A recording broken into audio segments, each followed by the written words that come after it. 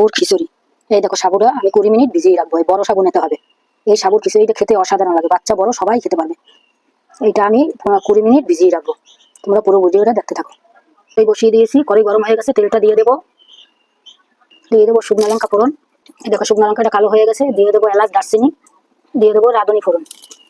খিচুড়ি করবো তাই মুগ ডাল, যতটা সাবু দিতে হবে ততটা মুগ ডাল দিতে হবে, খেতে ভালো লাগবে।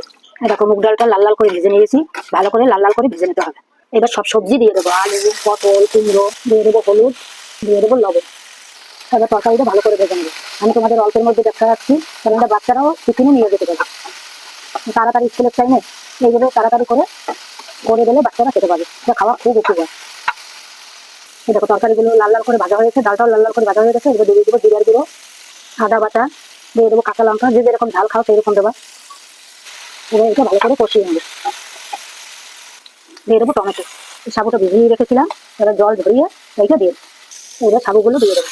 এই দেখো সাবুগুলো কত সুন্দর দেখাচ্ছি, খেতেও অসাধারণ লাগে।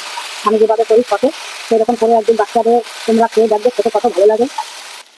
এই দেখো ভাজা হয়ে গেছে, সাবুটা আর বেশি ভাজবো না। সব সবজির সাথে সাবুটা ভেজে নিয়েছি, সবজিটা কত সুন্দর দেখাচ্ছি। এবার জল দিয়ে দেবো পরিমাণ মতো, ভালো করে নেড়ে চেড়ে নেবো। এইবারে ঢাকা দিয়ে দেবো। এই দেখো এবার ঢাকনাটা তুলে দেবো, এবার একটু নেড়ে চেড়ে দেবো। এই দেখো কত সুন্দর হয়েছে সাবুর খিচুড়ি।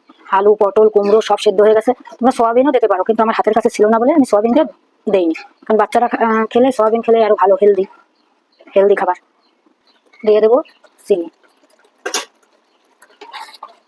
দেখো হয়ে গেছে খিচুড়ি, সাবুর খিচুড়ি।